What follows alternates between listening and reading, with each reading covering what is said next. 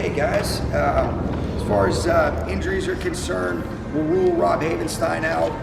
BY will be listed as questionable, but our full expectation is that he's playing. We're just kind of being smart with him just based on working through how his knee's feeling. And so for that, we're excited and got to finish up the day the right way. Will BY practice today? We'll be limited with him, but there's so few reps, and so kind of take a cautious approach.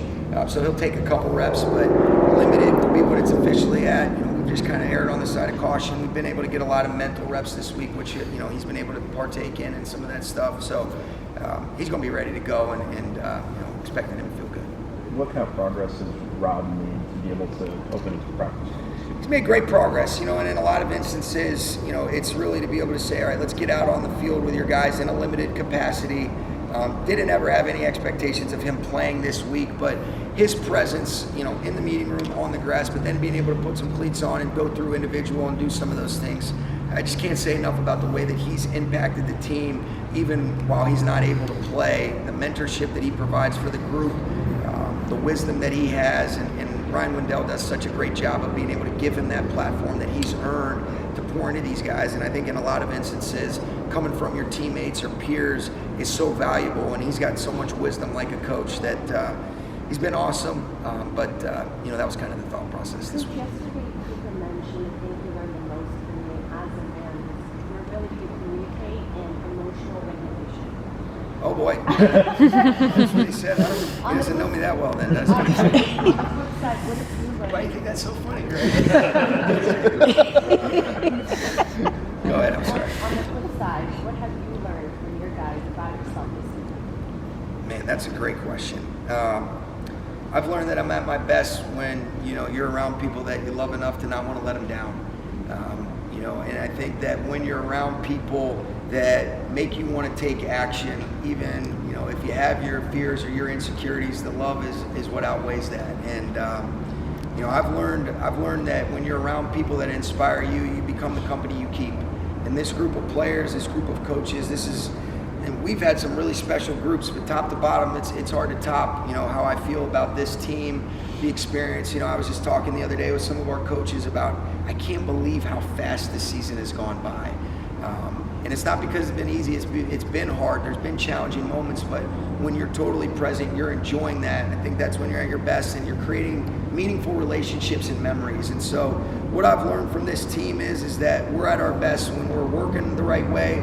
We have genuine enjoyment for each other, for the success, for the challenging moments, and we have the mental toughness and the mindset to be our best regardless of the circumstances. And that's not exclusive to football, that's just in life, and and being consistent and doing that for the people that you love and care about. And that's what I would say I've learned. Sean, you've talked. What's kind of your sense of your team? I really like the sense. I think business as usual, they understand the stakes. I think consistency is really important in these moments, Lindsay, and you don't need to over communicate what is at stake, but what I want our guys to be able to be courageous in terms of our ability to go cut it loose. No regrets. We know what a formidable opponent, very familiar with them. We have tremendous respect for them. But our expectations are to go in there and play really well, play complete, be present. And I love the vibe that I've gotten from this team. Don't get the sense it's not going to be too big for this group, and I'm excited for 3:30 on Sunday. I don't know this about you for 9 years, but like the night before the game, do you write down some thoughts that you share with your team that are, contingent on like what situation you're in, or how do you address your team? It's fluid and flexible. I keep consistent message. I think the consistency, I don't think you want to have like so many different things. It's like, okay, what are we really emphasizing? Because I think you emphasize everything, you emphasize nothing. There's been certain different themes or, things that you just go with just based on your feel. But I think the thing that always resonates is what's from the heart, and what type of approach do you want to really be able to take. But I think the guys would be better equipped to answer that than me. But I'm not necessarily like writing things down. It's consistency of messaging throughout the course of the week. Maybe just, highlighting why I feel so good about, this group. And then you might highlight a couple things that are specific to each phase. But, normally it's just kind of flexible by, don't know what I'll say on, I'll talk to him on Sunday because of when we kick off. I try not to get too jacked up so that, when we've got about 3 hours until kickoff or, 5 hours whenever I talk to him, it's always a good challenge. I tell him, I said, I'll try not to do it, but I can't promise you it won't happen. Along with Puka. You've talked several times throughout the year about this being a special group. Like Yeah. you were saying there just now. Can you put your finger on what it is about Yeah, this? I think what's been great is the collective character of this group, collective values, the alignment that we have. There's different personalities, but these are guys that are accountable. It's not perfect. I'm not perfect, but these guys, they believe in the same things, and they feel that there's a mutual respect, there's a love. They like the challenging moments. I think, a lot of these guys that we onboard now, there's a real lean into understanding after now 9 years, what do successful outcomes projection-wise look like in terms of the makeup of the human being, or we do some stuff with what we call a North Star, and so I think we have a really good idea of what kinds of people, best elevate this space that we operate in, and whether that's their teammates or situations they're a part of. And that might be through free agency, that might be through the draft, that might be through guys that we continue to develop and stay in-house. But I think I love working alongside Les and his group and our coaching staff, but I think we're getting better about understanding the types of people that thrive in this atmosphere and environment, and then selfishly that inspire me. It is so much easier to work with a team when your motivation is, I don't want to let them down. We all are innately selfish, right? We all have things like that's being a human being. But when you're working with people that you're saying, I don't want to let you down because I love you and I want to see the light shined on you, I think that takes the pressure off you. That's how I felt when we've been at our best. I think that's how I felt in the moments when we made a 21 run. That's how I felt with this team each of the last 3 years in 23, 24. And especially feel that right now, and I think that does take the weight off, and I think that's why the top to bottom, just collective is as special as I've been around, and I think it's all about people, always has been, always will be. Along with Puka. You played two very close games with them. How would you evaluate how your special teams are playing and how their special teams? Their special teams is real. I mean, they're outstanding. They're outstanding in every phase. They are a complete football team, Gary, but you could see there's an energy, especially, you look at the last game, Shahid's punt return is really what gave them the momentum to get back, and you look at last week that blew the game open where his kickoff return, starts the game. So I thought we did a good job, in some instances last week. I thought that was a really, I think Chicago did a damn good job too, but I thought Mevis was excellent. I thought we punted way too many damn times, but I thought we did handle that, fairly well. I think our coverage units have done a nice job covering with urgency, and our guys are ready to lean into the challenge, but it's a real challenge, and they're as good as it gets collectively on teams. Sean, you mentioned the people that you surround yourself with. I asked Mike McClure about that yesterday, and he said it's how you put together the staff. When you are either recruiting for or interviewing for an open position, what's your mindset going into that, and what's it like to interview for you? Well, I think the first thing is what's the fit, and we've gotten a lot of reps at this too now. So I think it starts with character. There's too many ebbs and flows. You better be a high character individual, and I don't really care what kind of coach you are, but I think you're not a good coach if you don't have high character.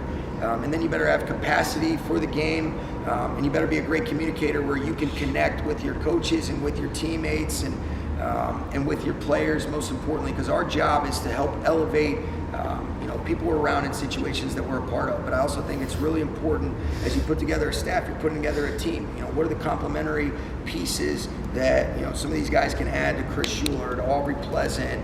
How does it fit offensively when you lose a Nick Cayley and then you bring in a Scooter Huff? So all of that matters so much, but it always is about people. And then the interview process, that depends on what position that you're talking about.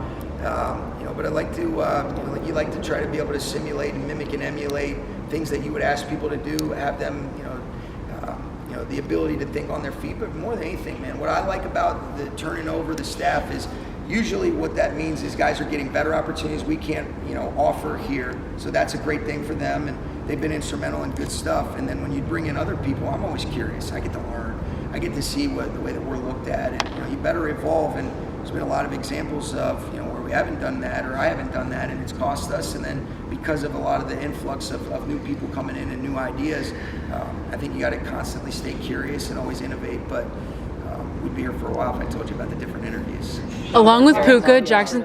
Your offense versus Mike's defense, but what is something we're not talking about that can be the X factor in this game when you look at the pick? Oh man, this is about our players, and this is about us trying to be able to make good decisions, and I think it's about the competitive stamina, snap in and snap out. You know, this is two great teams going at it. They're obviously excellent, but you know, I want to see. I think the most important thing is let's be totally present. Let's be in the moment, and let's consistently stay the course. And like I've said a couple times in this press conference, you know, just have the courage to be able to go do it. But I could get real granular on the tactical stuff. But it's about us, you know, finding a way to capitalize and play as good as we possibly can in that 3.5 hour window. If things go our way, let's stay humble, and when things don't, let's do the next right thing on the next snap. You talked a little bit about your game against the Bears, and you were kind of hypercritical on the game you called. When you're in a game live, Yep. how can you tell, obviously, like the play doesn't go the way you want, how easy is it to tell that you're not doing the job that Sure. you want, and who do you lean on in those moments, and how hard is it to change? Or is it something you kind of like are so zoned in, and then when you rewatch the game, you realize, oh, I could have done this differently? Like, can you make those adjustments? Yeah, oh yeah. I think you got to see the game one play at a time. You know, what I meant by that is in a lot of instances, you might have the right thought, and it might be a good play, but if we're not able to execute based on the communication that's required, we had some stuff that ended up in negative plays where, you know, I got to ask myself, okay, yeah, the thought process is right, but then you got 11 moving parts on your side of the football, 11 on the other side. There's a play clock, there's a noisy crowd, and even though it might be a good idea and it draws up well, are we able to get it communicated to execute? And there were some instances that didn't go down. Then there's other ones, like situationally, like it's not necessarily the actual call. The one that I would refer to that definitely was not a good call was the 3rd and 1 in the overtime period. Dennis Allen did a good job of changing up his short yardage structure right there where we're trying to run kind of a perimeter play that you don't have good angles and leverage. That's a bad play call based on the defensive structure that they presented. You give, you know, Coach Allen credit for that.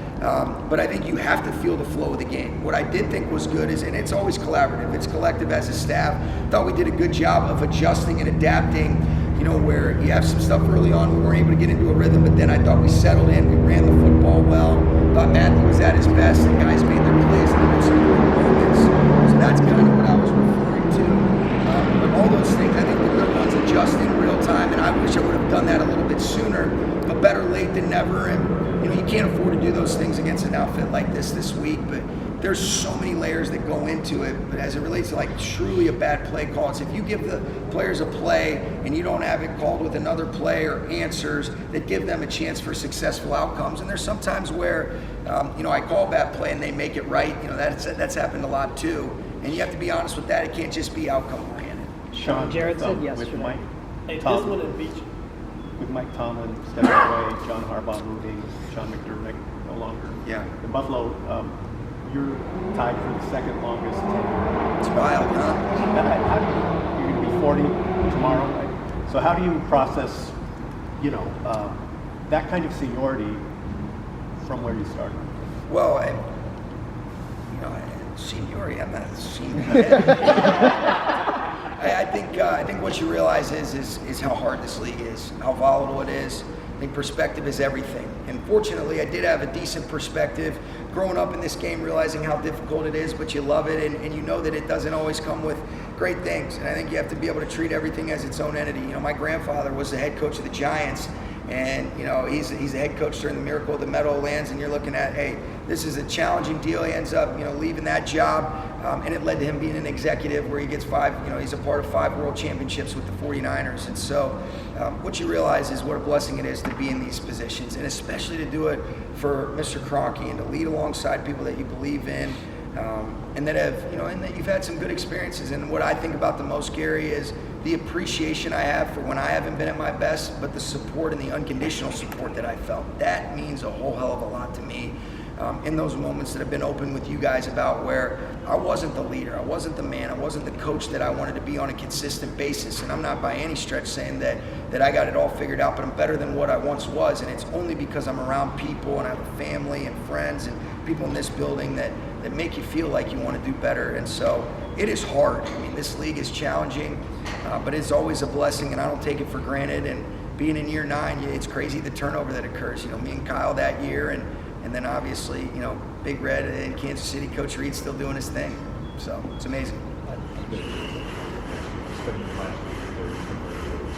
Yeah, I'm not a big birthday guy, and if you guys say happy 40th, I'll slap the shit out of you. So, I'm not a big birthday. Here's what I will say. What's a good birthday? When I'm working on my birthday, and if I'm working next week. That'd be a hell of a birthday. That's the only present I want from you, Gary.